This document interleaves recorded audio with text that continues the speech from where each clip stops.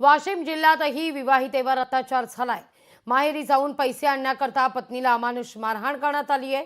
5 लाख रुपये आणि 4 चाकी गाडीसाठी तगादा लावण्यात आलेला आहे। तोंडात कपडा घालून महिलेला अमानुष मारहाण झाली आहे। मानोरा तालुक्यातील मंगरुळपीर पोलीस ठाण्यात तक्रार दाखल आहे।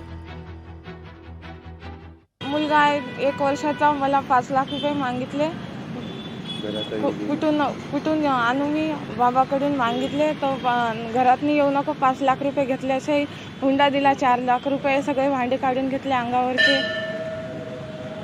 तक्रार दाखल केली या संदर्भात? हो केली, मंगरुळपीरमध्ये केली तक्रार दाखल। मारहाण करते, दारू पिऊन येते, 8-8 दिवस घरात येत नाही, सांगून जात नाही कुठं जाते ते। रात्रीचे 12 वाजता काढून दिलं घराच्या बाहेर। सासू मारते, सासरा मारते, भाकर पण नाही देत, दारू पिऊन येते, मुलीच्या तोंडात कपडा टाकून मारते। शेजाऱ्या पाजाऱ्याला आवाज यावं नाही म्हणून मुलीला तकलीफ आहे। माझी मागणी आहे बा, माझ्या पुरीले तुमच्या हाताने नेऊन घाला, मला मारायची धमकी देते। लोकशाही मराठी ऐका, पहा, जागरूक रहा।